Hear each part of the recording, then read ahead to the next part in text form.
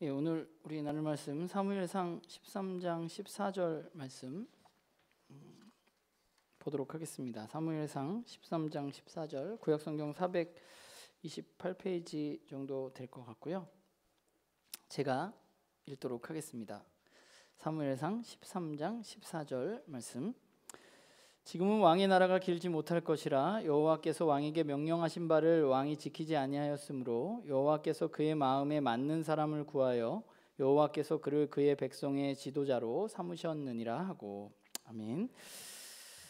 우리가 계속해서 구약 성경의 내용을 함께 나누고 있잖아요. 그래서 1부, 2부, 3부를 이제 마치고 오늘 4부인데 오늘 4부도 지난 3부와 마찬가지로 굉장히 빠른 전개가 진행될 예정입니다. 그러니까 여러분들 정신을 잘 차리고 우리 말씀을 같이 나누었으면 좋겠고, 우리가 먼저 오늘 네 번째 이야기를 하기 전에 지난 3주간의 이야기를 잠깐 되짚어보는 시간을 갖도록 하겠습니다.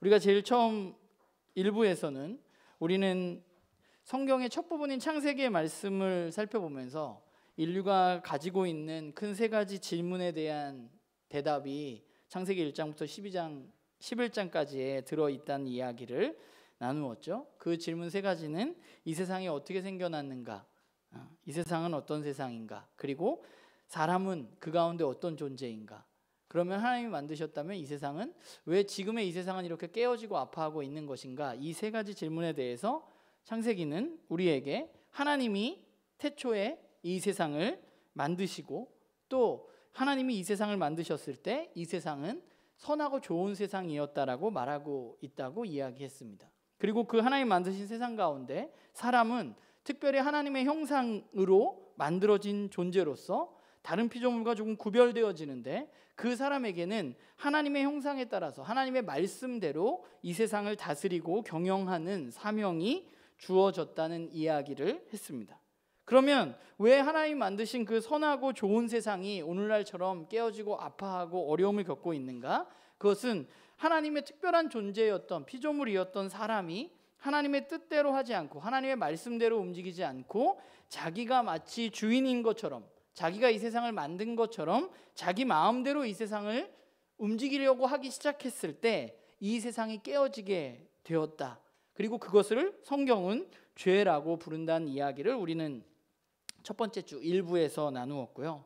2부에서는 그 세 가지 질문 가운데 그럼 마지막 네 번째 질문이 있었는데, 그 질문은 뭐냐 하면, 그러면 하나님 만드신 원래 선한 세상이었는데 인간의 죄로 인해서 이것이 깨어졌다면 하나님 그냥 이 깨어진 세상, 망가진 세상을 그대로 내버려 둘 것인가? 라는 질문 가운데 하나님은 그냥 내버려 두시지 않고 하나님이 계획을 세워서 이 세상을 회복하고자 하시는데, 그 회복을 위해서 하나님은 한 사람을 선택하시고 부르시게 되죠. 그게 바로 창세기 12장에 나와 있는 아브라함입니다. 그래서 하나님은 아브라함과 그의 자손을 통해서 깨어진 이 세상을 회복시킬 계획을 가지고 그를 부르셨습니다. 그래서 아브라함을 부르신 것은 아브라함과 아브라함의 민족뿐만이 아니라 모든 민족이 하나님과 온전한 관계를 누림으로 말미암아서 축복을 얻게 하기 위해서 하나님이 아브라함을 부르셨다는 이야기를 했습니다. 그리고 아브라함에게 하나님 세 가지 약속을 하셨다 그랬는데, 큰 민족과 땅과 하나님이 주시는 축복, 이 세 가지를 약속하셨는데, 우리는 지난주에 하나님이 아브라함의 자손을 그 세 가지 약속 중에 큰 민족으로 만드신 것을 보게 되죠. 그런데 큰 민족이 되었는데 그 아브라함의 후손인 이스라엘 민족은 당시의 제국이었던 애굽, 즉 이집트의 바로 왕의 백성으로서 그에게 노예 생활을 하고 있었는데, 하나님은 그 이스라엘을 불러내시고 구속하셔서 그들을 바로의 백성에서 하나님의 백성으로 삼으시는 사건에 대해서 우리는 지난주에 이야기를 나누었습니다. 그리고 하나님은 그들을 불러내셔서 어떻게 해요? 시내산으로 인도하셔서 시내산에서 그들과 언약을 맺게 되죠. 그 언약을 살펴보면 하나님이 아브라함에게 하신 이 세 가지 약속 중 또 한 가지 약속이 그 이야기에 나오게 되는데, 그게 뭐냐 하면 하나님은 이스라엘 민족을 하나님의 소유된 백성으로, 하나님과 긴밀한 관계를 가지고 있는 백성으로 삼으시겠다는 약속이었습니다. 그러니까 이 약속, 이 언약은 결국 깨어졌던 하나님과 사람과의 관계의 회복을 의미하는 것이고, 우리가 아브라함 얘기를 하면서 살펴보았듯이 하나님이 아브라함에게 주시고자 하는 축복은 물론 세상적인 축복들을 아예 없는 것은 아니지만 그 본질이 그게 아니라 그 본질은 하나님과 온전한 관계를 누리는 것이라고 이야기했고, 하나님은 시내산에서 이스라엘 민족에게 그 축복을 주시겠다고 말씀하셨습니다. 그런데 여기에는 조건이 붙어 있어요.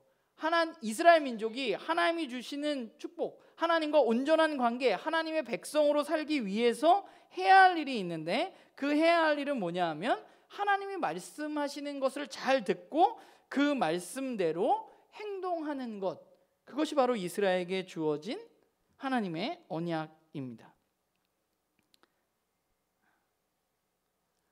오늘 이제 말씀을 이어가 보면 하나님은 그렇게 시내산에서 이스라엘 민족에게 하나님과 온전한 관계를 누릴 수 있도록 그들에게 언약을 맺으셨어요. 너희가 내 말을 잘 듣고 잘 행하면 너는 내 백성이 되고 제사장 나라가 되고 거룩한 백성이 될 거야 라고 말씀하셨습니다. 그런데 거기서 끝나는 게 아니라 하나님은 시내산에서 여러 가지 이야기들을 하세요. 여러 가지 이야기들 하시는데, 하나님이 하시는 이야기 중에 대부분은 뭐냐면 그 하나님이 주시는 복, 하나님과 온전한 관계를 누리기 위한 방법은 그러면 어떠해야 하는가에 대해서 하나님이 이스라엘 민족들에게 지속적으로 시내산에서 이야기를 해주세요.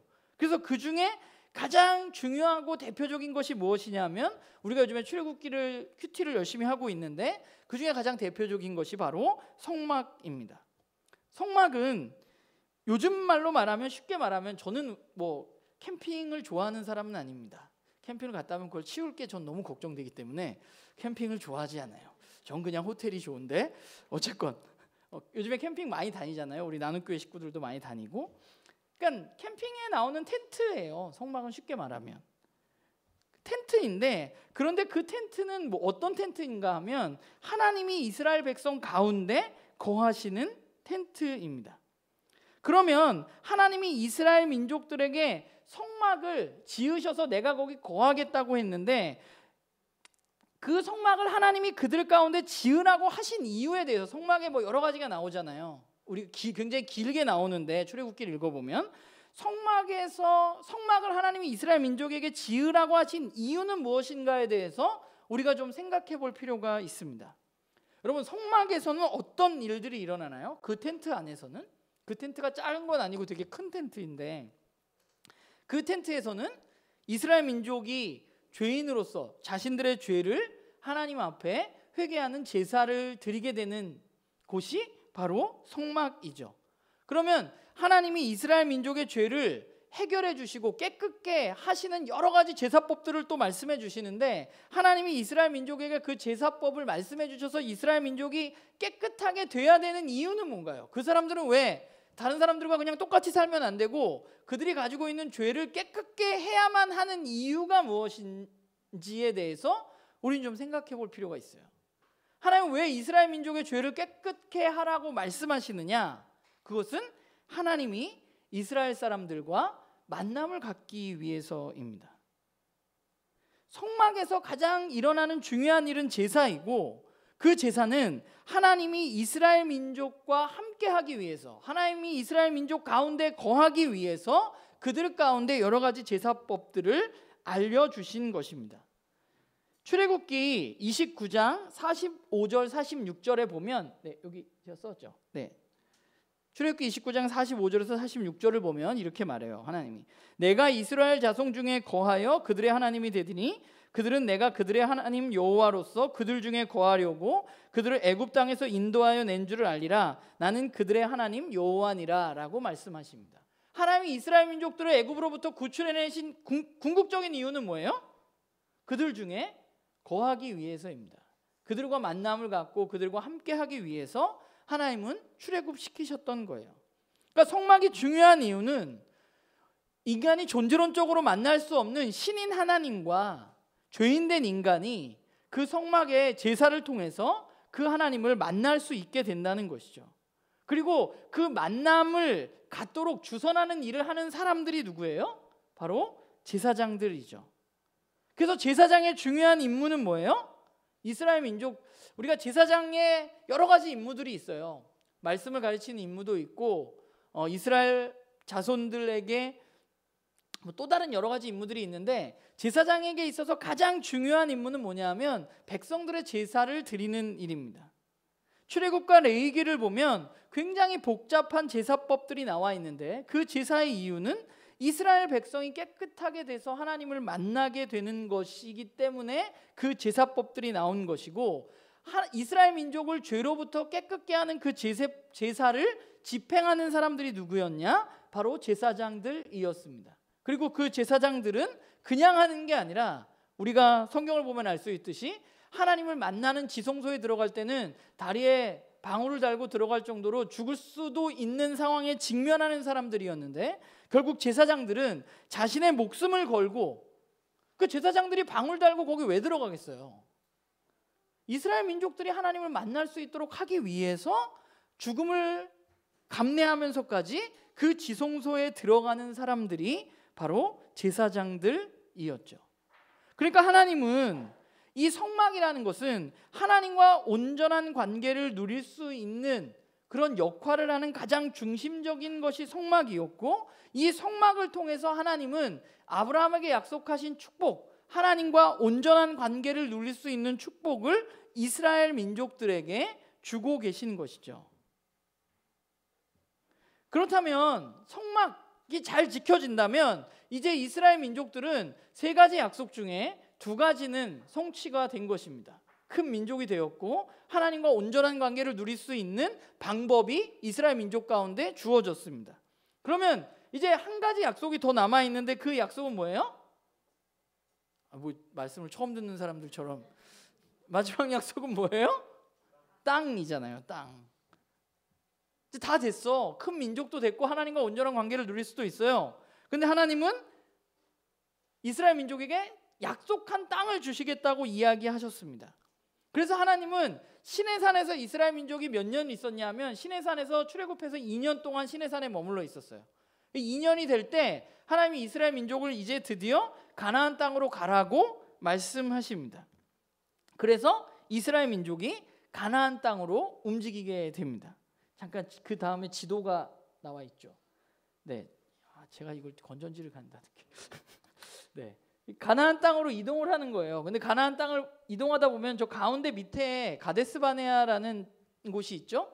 그 가데스 바네아까지 간 거예요. 그 가데스 바네아에서 이스라엘 민족이 가나안 땅에 들어가기 위해서 정탐꾼 12명을 보냅니다. 그런데 12명을 보내는데 그 12명이 갔다 와서 어떤 보고를 하죠? 10명은 우리가 도저히 못 들어갈 것 같다. 그 사람들 너무 크고 전쟁도 잘하고 거기 문화도 좋고 굉장히 좋은 땅이긴 한데 우리는 거기 못 들어갈 것 같습니다라고 보고를 하는 곳이 저기예요. 네. 그러니까 사실은 굉장히 가깝게 들어갈 수도 있었던 거예요. 그런데 10명이 안 된다고 얘기했고 2명만 가능하다고 이야기했습니다. 그래서 이스라엘 민족은 10명의 이야기를 듣고 우리는 가나안 땅에 들어가지 않겠다고 결정을 하게 됩니다. 그래서 모세에게 불평을 하고 하나님 앞에 불평을 하고 우리를 여기 왜 불러가지고 이런 일을 하게 하느냐고 이야기를 하게 됩니다. 하나님이 이스라엘 민족에게 가나안 땅에 들어가게 하겠다고 허락하셨어요. 출애굽기를 살펴보면 하나님 모세를 불러서 이제 가나안 땅으로 가라. 내가 너보다 앞서가서 이스라엘 민족 그 가나안 족속들을 다 해결해 줄 테니까 너는 가나안 땅으로 들어가면 된다라고 얘기했음에도 불구하고 이스라엘 민족들이 하나님의 말씀하신 것을 거부했던 것이죠. 왜냐하면 눈에 보이는 것이 너무 거대했고 도저히 이길 수 없을 것 같았고, 거기에 결정적인 요인은 뭐냐면 하나님의 말씀에 대한 신뢰와 믿음이 없었기 때문입니다. 진짜 하나님을 믿었으면 이스라엘 민족은 들어갔을 거예요. 여호수아와 갈렙이 믿었던 것처럼. 그런데 이스라엘 민족의 대부분은 하나님의 말씀을 믿지 않았죠. 신뢰가 없었습니다. 그래서 이스라엘 민족은 어떻게 되느냐? 바로 들어가면 됐었는데 38년 동안 그 광야에서 이리저리 돌아다니게 됩니다. 그래서 갑자기 가데스 바네아에서, 지금 지도가 밑에 잘렸는데 저 파란색 선 있죠? 파란색 선으로 움직이는 거예요. 이스라엘 민족들이 이렇게 돌아서 38년 동안 거기에서 돌아다니게 됩니다. 그리고 그 38년 가운데 어떤 일이 일어났냐? 홍해를 건넜던, 출애굽을 했던 출애굽 1세대들은 여호수아와 갈렙 두 명을 제외하고는 모두 이 광야에서 죽게 됩니다. 모세도 죽고. 그게 여호수아 전까지의 이야기이죠. 신명기까지. 그리고 모세를 비롯한 출애굽 1세대가 죽고 난 이후에 모세 이후에 여호수아가 지도자가 되어서 가나안 땅에 들어가게 됩니다. 요단강을 건너서 가나안 땅에 들어가게 되는데, 근데 여호수아를 여러분 잘 살펴보면 저게 이제 여호수아가 들어가면서 싸움했던 지역, 그 보라색으로 되어 있던 지역이 좀 격전지였는데, 가나안 땅으로 하나님이 들어가라고 하셨는데 가나안 땅을 정복하는 과정이 사실 그렇게 쉽지는 않았습니다. 하나님은 가나안 땅에 있는 족속들을 다 내쫓으라고 말씀하셨는데, 사실 이스라엘 민족은 가나안 땅을 완전하게 정복하지 못했어요. 그러니까 잘 보면 저기 염해 그 옆에 예루살렘이 있잖아요. 예루살렘이랑 거기는 좀 약간 색깔이 다르잖아요. 예루살렘은 아예 점령을 못했습니다. 예루살렘을 언제 점령하느냐? 다윗 때에 가서야 예루살렘을 점령하게 돼요. 그러니까 가나안 땅에 들어가서 12민족이 막 땅을 나누고 다 괜찮은 것 같았지만 사실은 하나님의 말씀대로 완전하게 가나안 땅을 그들이 얻은 것이 아니었다는 거예요. 그런데 어쨌건 그럼에도 불구하고 이제 세 가지 약속이 다 이루어진 것이죠. 그들이 큰 민족이 됐고 하나님과 관계를 맺을 수 있는 방법이 있었고, 그리고 하나님이 약속하신 땅에 들어가서 12지파가 정착을 했습니다. 그런데 우리가 이 세 번째 약속인 땅에 대해서 생각할 때 꼭 생각해 봐야 할 게 있는데, 그게 뭐냐면 성경이 굉장히 중요하게 여기는 것이 있는데, 그게 뭐냐면 가나안 땅은 하나님의 것이라는 사실에 대해서 우리는 좀 기억해야 돼요. 그러니까 그 땅은 하나님 땅이에요. 그래서 하나님은 그 땅에 살고 있었던 가나안 민족들 왜 쫓아내셨느냐? 창세기부터 하나님이 아브라함을 부르실 때도 그런 얘기를 하는데, 가나안 민족들을 왜 쫓아내셨냐면 하나님의 뜻에 맞지 않게 그들이 살았기 때문에, 악을 행하고 죄를 행했기 때문에 하나님은 이 가나안 땅에서 가나안 족속들, 거기에 살고 있었던 사람들을 내보내시게 되는 것이죠. 그리고 그 땅을 이제 자신이 선택한 이스라엘 민족에게 선물로 주셨습니다. 그러니까 그 가나안 땅은 하나님의 것이기 때문에 그 선물로 주신 가나안 땅에 살기 위해서, 하나님의 땅에 살기 위해서는 뭘 해야 되느냐 하면 하나님의 편에서 하나님의 말씀에 따라서 살아가야만 하는 것이죠. 그게 조건이에요. 가나안 땅에 살아가는 조건. 우리는 종종 하나님은 이스라엘의 하나님이고 이스라엘의 편인 것처럼 생각을 하게 돼요. 그래서 사람들이 뭐 이 얘기를 오늘 할 수는 없지만 그 가나안 땅에 있는 족속들을 진멸하고 내보내고 하는 과정들에 대해서 여러 가지 의문을 품게 되는데, 하나님은 철저하게 이스라엘의 하나님이 아니라 하나님이 주인이세요.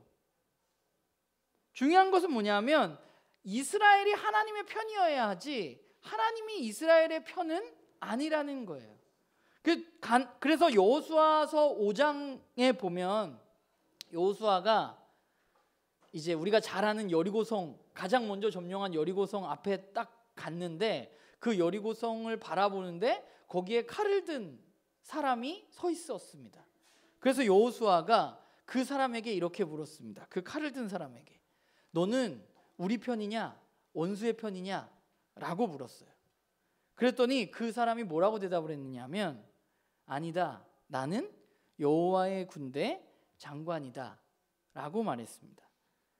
그러니까 이 여호수아서 5장에 나와 있는 이 에피소드가 여리고로 이제 들어가는 그 이스라엘 민족 가운데 굉장히 중요했던 이유는, 가나안 땅이 그 하나님의 군대 장관, 칼을 들고 있는 그 사람이 이스라엘 편이 아니라는 거예요. 그 사람은 하나님의 군대 장관이에요. 이스라엘의 군대 장관이 아니고. 그렇기 때문에 이스라엘도 가나안 땅을 하나님이 주셔서 들어갔다면 이스라엘도 하나님의 편에 서서 하나님의 말씀대로 살아야만 그 땅에서 살아갈 수가 있는 것이겠죠. 지금 이 가나안 정복 전쟁에서는 이스라엘이 하나님의 말씀을 거역한 가나안 민족들을 징벌해서 그들을 내쫓고 그 땅에 들어가지만, 그런데 이스라엘이 하나님의 말씀을 거역했을 때 어떻게 되느냐? 하나님은 이방 민족, 다른 민족들을 들어서 이스라엘 민족들을 그 땅에서 내쫓게 되는 것이죠. 그래서 이스라엘 민족은 결국 아수르하고 바벨론에 의해서 멸망하게 되는 것입니다. 왜냐하면 그 땅은 하나님이 줬는데 이스라엘 민족이 하나님 말씀대로 살지 않았기 때문입니다. 하나님이 아브라함에게 하셨던 이 세 가지 약속은, 큰 민족, 복과 딱은 그런 의미에서 보자면 큰 민족은 이미 이루었는데 이 축복과 땅은 조건적일 수밖에 없는 것입니다. 그러면 이제 그들이 이 세 가지 약속을 받고 가나안 땅에 들어갔는데 중요한 건 뭐예요? 가나안 땅에 들어가서, 선물로 받은 그 땅에 들어가서 이스라엘 민족이 하나님의 말씀대로 하나님의 편에서 살 수 있는가 하는 것이 성경이 말하고 있는 굉장히 중요한 부분이에요. 그래서 여호수아서에 땅이 다 분배되고 난 후에 사사기가 나오는데, 사사기는 우리에게 가나안 땅에서 이스라엘 민족들이 어떻게 살았는지에 대해서 이야기해주고 있는데, 안타깝게도 가나안 땅에 정착한 이스라엘 민족들은 하나님의 말씀대로 살지 않았습니다. 그들은 하나님 편에서 하나님의 말씀을 따라 살았던 것이 아니라 오히려 가나안 그 땅에 있었던 사람들이 섬기던 신들을 섬기면서 우상 숭배를 하면서 그곳에서 살았습니다. 하나님께 악을 행하면서. 사실 사사기를 읽어보면 사사기는 일정한 패턴을 가지고 있어요. 그게 뭐냐면 이스라엘 민족이 가나안 땅에 들어가면 하나님 말씀을 들어야 되는데 하나님 말씀을 듣지 않아요. 악을 행하고 우상을 숭배합니다. 그러면 하나님 어떻게 되느냐? 어떻게 돼요? 이방 민족들이 이스라엘 민족을 공격하게 됩니다. 그럼 이스라엘 민족이 어떻게 돼요? 하나님 앞에 다시 와요. 하나님 우리 좀 살려주세요 라고 하면 하나님이 사사라는 직분을 가진 사람을 세우셔서 그 사사를 통해서 이스라엘 민족을 구원해 줍니다. 그러면 또 어떻게 해요? 구원해 주면 또 좀 있다가 죄 짓고, 죄 지으면 또 이방 민족이 쳐들어오고, 쳐들어오면 또 하나님 앞에 부르짖고, 하나님 또 사사를 세우고, 하나님 구원해 주시고, 이런 패턴들이 반복되어지는 것이 사사기인데, 우리가 사사기를 이제 11월부터 큐티할 건데 사사기를 읽다 보면 우리는 그런 생각이 들어요. 도대체 얘네들은 뭔가? 도대체 이스라엘 민족들은 왜 그러는 건가? 해도 너무하는 거 아닌가? 하는 생각이 들어요. 그런데 우리가 생각해 볼 게 있어요. 여러분도 분명히 사사기를 읽으면 그럴 겁니다. 얘네들은 도대체 왜 그러는 건가? 그런데 우리가 생각해 볼 게 있는데 그게 뭐냐면, 진짜 이스라엘 민족들이 이상한 사람들인가? 얘네는 진짜 답이 없는 애들인가에 대해서 생각을 해봐야 돼요. 여러분, 가나안 땅에 들어간 사람들은 누구예요? 아까 누가 들어갔다고요? 출애굽 2세대예요. 그 사람들은 어디서 태어났나요? 광야에서 태어났습니다. 어디서 태어났어요? 광야에서 태어났다는 건 뭐예요? 집도 없었다는 거예요. 천막에서 태어난 사람들입니다. 광야에서 천막 치고 살던 그 이스라엘 민족들이 가나안 땅에 들어갔습니다. 광야에서 이스라엘 민족들은 어떻게 먹고 살았나요? 농사지어서 먹고 살았나요? 아니잖아요. 우리 잘 알잖아요. 어떻게 맨날 하늘만 쳐다보고 만나 떨어지면 주우러 가서 주워다가 먹고, 또 더 남겨놓으려고 그러면 그 다음날 썩고, 그 다음날 또 주스러 나가고, 이 생활만 하면서 이스라엘 민족은 살았어요. 그런데 가나안 땅에 들어갔는데, 가나안 땅은 어떤 땅이냐면 이미 농업기술이 발달해 있었던 땅이었고, 이미 상업도 성행했던 땅이었고, 심지어 알파벳도 어디서 만들었느냐? 이 가나안 사람들에 의해서 만들어진 것으로 고고학자들은 이야기합니다. 그러니까 가나안 땅에 살고 있었던 사람들은 되게 잘 사는 사람들이었어요. 농사 기술을 가지고 있어서 농사 지어서 살고 있었고요. 상업, 서로 막 물물 교환도 하는 사람들이었고, 심지어 문자도 비슷하게 만들어서 쓰고 있었던 사람들이었습니다. 그러면 천막치고 떠돌이처럼 여기저기 광야에서 살던 그 사람들이 농업기술이 발달하고 문명이 발달한 가나안 땅에 들어가서 그 가나안 민족들을 바라보면서 그 사람은 어떤 생각을 했을까 생각해 보면, 당시의 문화를 살펴보면 그들은 가나안 사람들은 왜 이렇게 살 수 있을까에 대해서 생각을 했었을 거예요. 그리고 그 결론은 어디에 가게 되냐면 가나안 사람들이 예배했던 신이 그들을 도왔다고 생각했을 것입니다. 그리고 그 대표적인 신이 누구예요? 바알이죠. 바알은 뭐예요? 풍요와 비의 신입니다. 농사에 있어서 가장 중요했던 비를 내리는 신이 바로 바알이고 풍요를 가져다 주는 신이 바알이었습니다.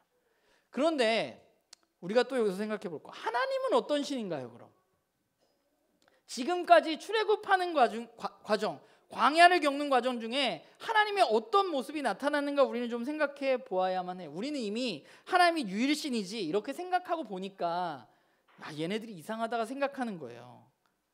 그런데 잘 생각해 보면 이스라엘의 역사를 살펴보면 하나님이 자신들의 조상들을 애굽으로부터 탈출시켜 주시고 가나안 땅에 들어와서 그들을 정착시켜 주셨는데 하신 게 뭐예요? 하나님이 하셨던 거? 그동안 하셨던 게 뭐예요? 전쟁이죠. 재앙을 통해서 애굽에서 탈출시켜 주시고 전쟁을 통해서 가나안 민족들을 내쫓아 주셨던 것입니다. 이스라엘 민족이 사사기에서 바알신을 섬기고 우상 숭배했던 것은 하나님을 버렸다고 보긴 어려워요. 하나님을 버린 게 아니라 하나님도 이미 그들은 예배하고 있었고 제사도 드리고 있었어요. 그런데 그들에게 누가 필요했냐? 바알이 필요했어. 전쟁이 이제 필요가 없어요. 이제 난 정착했고 여기서 잘 먹고 잘 살아야 돼. 내 일상이야. 이제는 땅도 생겼어. 나에게 필요한 것은 뭐 이제 누굴 내쫓는 게 아니야. 방어만 하면 돼요. 그래서 어려움을 겪을 때마다 하나님을 찾는 거예요. 하나님 전쟁에 능하다고 생각하니까 당시의 문화 가운데. 그래서 그곳에서 그들은 풍요의 신이었던 바알에게 예배할 수밖에 없었던 것이죠. 그러니까 우리는 사사기를 보면서 얘네는 왜 이럴까 할 수 싶지만 저와 여러분의 오늘의 삶을 살펴보면 저와 여러분의 오늘의 삶도 비슷하다는 생각을 해봐요. 주일에 성경을 끼고 우리는 예배당에 와서 하나님 예배하지만 우리의 일상에서 우리에게 필요한 것은 나의 풍요와 내 삶이 잘 되는 거죠. 우리가 하나님의 편에 서는 것보다 더 중요한 건 하나님이 내 편인가 하는 것이 우리들에게 있어서 훨씬 중요하게 여겨지는 시대에 우리는 살아가고 있는 것이죠. 그러니까 사사기의 이스라엘 민족의 문제는 이스라엘 민족의 문제만이 아니라 우리들의 문제이기도 하다는 거예요. 그럼 어찌 되었건 이런 상황 가운데 그들은 도저히 안 되겠으니까 하나님 앞에 뭘 요구하냐 하면 왕을 세워달라고 합니다. 그런데 왕을 요구한 이유가 뭐냐면 사무엘상 8장 4절 5절을 보면 이렇게 나와요. 이스라엘 모든 장로가 모여서 라마에 있는 사무엘이 당시 지도자였어요. 사무엘에게 나아가서 그에게 이르되 보소서 당신은 늙고 당신의 아들들은 당신의 행위에 따르지 아니하니 모든 나라와 같이 우리에게 왕을 세워 우리를 다스리게 하소서라고 말했습니다. 왕을 요구한 이유는 두 가지였습니다. 첫 번째는 사무엘은 괜찮았어요. 사무엘은 잘했어. 근데 문제는 뭐냐면 사무엘의 아들들이 사무엘처럼 안 했어요. 사무엘의 아들들이 뇌물을 받고 부패를 일삼았어요. 그러니까 사무엘 같은 지도력이 나오지 않으니까 왕이 필요하다고 생각했어요. 그게 첫 번째 이유예요. 근데 더 큰 이유는 뭐냐면 그 뒤에 있는 거. 모든 나라와 같이 우리들도 왕을 세워서 우리를 다스리는 게 좋을 것 같다고 말했습니다. 이스라엘 민족의 왕을 요구했던 이유는 모든 나라들과 같이 되기 위해서 왕을 요구했습니다. 그런데 우리가 아는 것처럼 하나님이 이스라엘을 부르신 이유는 뭐예요? 모든 민족과 똑같은 민족이 되라고 이스라엘 민족을 부르신 것이 아니라 거룩하게 구별되어져야 되는 백성으로 하나님이 이스라엘을 부르신 거예요. 그렇기 때문에 사무엘도 그렇고 하나님도 그렇고 그들의 요구를 좋아하지 않았습니다. 그래서 하나님이 사무엘을 통해서 그들에게 왕이 생기면 너희들에게 이런 안 좋은 일들이 있을 거라고 얘기해요. 그런데 중요한 것은 하나님이 그들에게 왕을 세우기로 결정하셨다는 것입니다. 그리고 하나님은 마음에 안 들었지만 왕을 세우기로 하셨어요. 왜냐하면 하나님이 이 왕 제도를 사용하시기를 원했기 때문이에요. 그래서 사무엘을 통해서 누굴 세우느냐? 사울을 세우게 되죠. 그런데 여기서 중요한 한 가지는 또 뭐냐면 이스라엘의 왕은 하나님이 세우시는 이스라엘의 왕은 모든 민족의 왕들과는 달라야 돼요. 뭐가 달라야 되냐면 모든 민족의 왕의 최종 결정은 누가 내리나요? 왕이 내립니다. 왕이 대장입니다. 그런데 이스라엘의 왕이 있는데 최종 결정은 누가 내리느냐? 하나님이 최종 결정을 하십니다. 그러니까 이스라엘의 왕이 다른 나라들의 왕과 다른 이유는 이스라엘의 왕이 있지만 왕 위에 하나님이 있고 왕은 하나님과 이스라엘 민족들을 잘 연결해주는, 하나님의 통치를 받아서 이스라엘 민족을 잘 통치하는 사람이 이스라엘의 왕이어야 해요. 첫 번째 왕 사울이 실패한 이유가 무엇이냐면 그것을 사울이 몰랐기 때문이에요. 사울을 잘 살펴보면 사울은 모든 나라의 기준에서 보기에 큰 문제가 없는 왕이었습니다. 그는 전쟁도 잘했고 얼굴도 잘생기고 키도 크고 꽤 괜찮은 사람이었습니다. 그런데 그가 잊었던 한 가지는 뭐냐 하면 하나님이 세우시려고 했던 이스라엘의 왕에 대해서 그가 이해하지 못하고 모든 나라의 왕처럼 되기를 원했다는 거예요.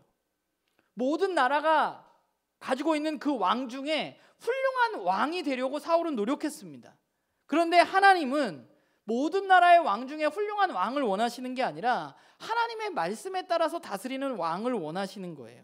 그래서 사울은 실패하게 되었습니다. 그리고 사울이 실패한 후에 오늘 우리가 읽은 말씀이 나오는 거죠. 이제 드디어 시간 50분인데 나오는 거죠. 사무엘이 사울에게 이야기합니다. 당신이 이제 실패했다고. 그러면서 오늘 말씀을 얘기하는 거예요. 왕의 나라가 길지 못하고 그 이유는 왕에게 명령하신 바를 왕이 지키지 아니하셨기 때문이고 여호와께서 그의 마음에 맞는 사람을 구해서 백성을 다스리게 할 것이라는 이야기를 하셨습니다. 하나님은 이제 모든 나라의 왕과 같이 정치를 잘하고 전쟁에 능한 왕이 아니라 어떤 왕을 원하세요? 하나님의 마음에 맞는 사람을 왕으로 세우겠다고 말씀하십니다. 이스라엘의 왕은 어떤 사람이었냐면 하나님의 마음에 맞는 사람이어야만 합니다. 왜냐하면 그래야 이스라엘에게 하나님이 주신 사명, 모든 민족을 하나님께로 이끄는 제사장 역할을 해낼 수 있기 때문입니다. 그래서 하나님 누구를 세우시는 거예요? 다윗을 세우시는 거죠. 그럼 우린 또 질문할 수 있잖아요. 그럼 다윗은 하나님의 마음에 맞았으면 완벽했냐? 그는 완벽하지 않았습니다. 우리가 잘 아는 것처럼 그는 간음을 했고 또한 특수 살인을 저질렀죠. 계획적으로 살인을 저질렀습니다. 그가 하나님이 말씀하신 대로 완벽한 사람은 아니었습니다. 그런데 오늘 본문을 살펴볼 때 우리가 유의해야 할 것은 이 하나님 내 마음에 맞는 사람이라는 이 표현에 대해서 우리가 좀 생각해 볼 필요가 있어요. 왜냐하면 우리는 내 마음에 맞는 사람은 어떤 사람인 것 같아요? 우리는 일반적으로 생각할 때 내가 좋아하는 사람이잖아요. 내 마음에 드는 사람. 그런데 그 마음이라는 단어가 히브리어에서 마음은 우리가 지금 생각하듯이 그런 어떤 정서적이나 감정적인 것의 중심이라기보다는 히브리서의 마음은 의지적이고 결단적인 것을 이야기할 때 이 마음이라는 단어를 주로 사용해요. 그러니까 히브리어 자체가 가지고 있는 의미가 우리가 가지고 있는 의미와 좀 달라요. 그러니까 하나님이 다윗이 아주 잘해가지고 꼭 마음에 들어서 내가 정말 좋아하는 사람이야의 의미가 아니라 여기서의 마음에 맞는 사람이라는 것은 이전까지 실패했던 사람들과는 달리 하나님이 선택하셔서 그를 통해서 하나님의 역사를 하나님의 뜻을 이행해 가실 것이라는 것의 의미를 더 많이 가지고 있는 것이에요. 그러니까 다윗을 하나님이 선택하셔서 그 다윗을 통해서 하나님의 뜻을 이루기로 결정하셨다는 의미가 더 커요. 그래서 사무엘하 7장에 보면 하나님이 여러 가지 다윗이 막 잘못도 하고 이러면서 여러 가지 일들이 있다가 하나님의 성전을 제가 지어드리겠습니다 하니까 하나님이 다윗에게 뭐라고 말씀하시냐면 사무엘하 7장을 한 장 넘겨주시면 뭐라고 말하냐면 네가 내 집을 짓진 못할 거고 내가 내 집을 짓겠다고 말씀하세요.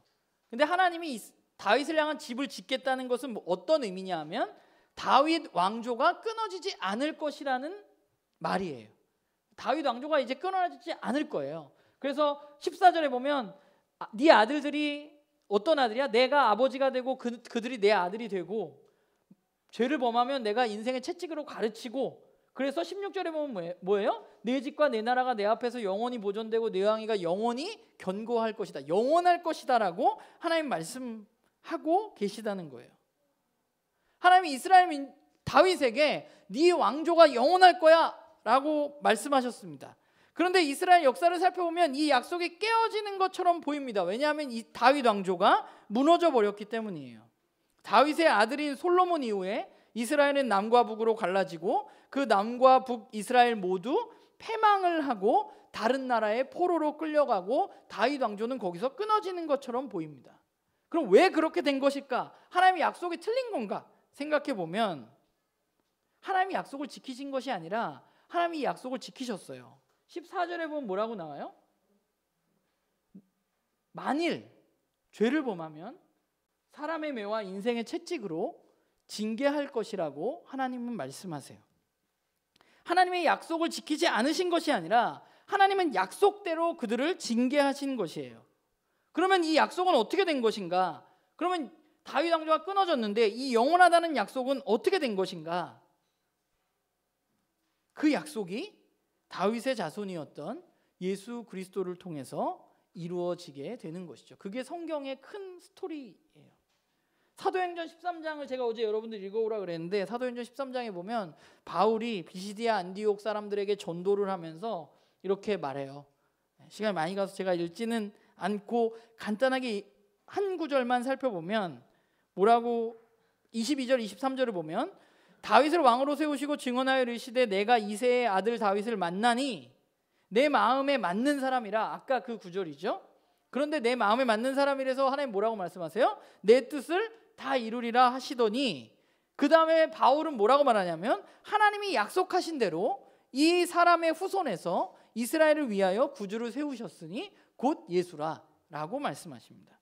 그러니까 하나님이 약속을 지키시지 않은 것이 아니라 하나님은 분명히 약속을 지키셨고 그 다윗 왕조가 영원할 것이라고 이야기했던 그 영원함은 결국 다윗의 후손이었던 예수님을 통해서 이루어지게 된다는 것이죠. 그래서 예수님께서 이 땅 가운데 영원한 나라를 세우시게 되는 것이 성경의 이야기입니다. 오늘 너무 많은 얘기를 했는데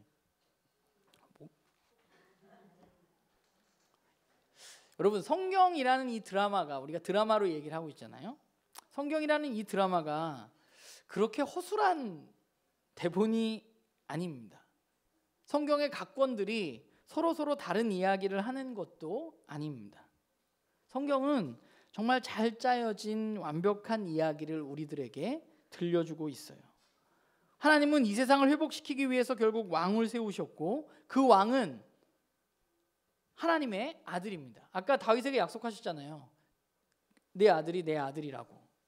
우리가 살고 있는 이 시대는 이스라엘 민족이 살던 시대와 물론 다르지만 시대적인 차이, 문화적인 차이도 굉장히 크지만 그러나 또 한편으로는 아까 우리가 사사기 이야기를 하면서 살펴보았듯이 그때나 지금이나 별반 다르지 않은 것을 우리는 발견하게 돼요.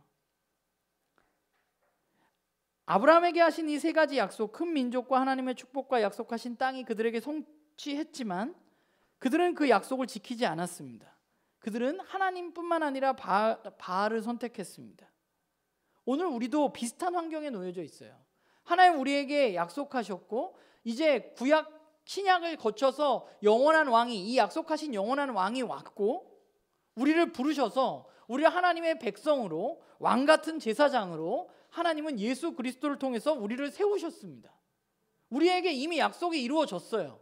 그런데 문제는 뭐냐면 우리가 살고 있는 이 땅, 이스라엘 민족들이 가나안 땅에서 살았던 것처럼 우리가 살고 있는 이 땅에서 우리는 이 땅에 있는, 가나안 땅에 있는 바알과 같은 오늘 이 땅에 있는 세상의 가치관들과 세상의 생각들과 우리를 풍요롭게 해주는 여러 가지 방법들과 여러 가지 가르침들 속에 우리는 마치 약속이 우리에게 이루어져서 우리가 하나님의 백성으로 이제 그 약속을 따라서 살아가면 되는데 우리는 진짜 왕보다는, 나에게 이루어진 약속보다는, 나를 부르신 이유보다는 오늘 이 땅에서 내가 더 풍요롭고 내가 더 잘 살고 나를 윤택하게 해주는 신이라 불리우는 오늘 뭐 우리는 바알이 없지만 가히 신보다 더 강력한 여러 가지 것들의 사이에서 우리는 살아가고 있는 거죠. 그게 돈이 될 수도 있고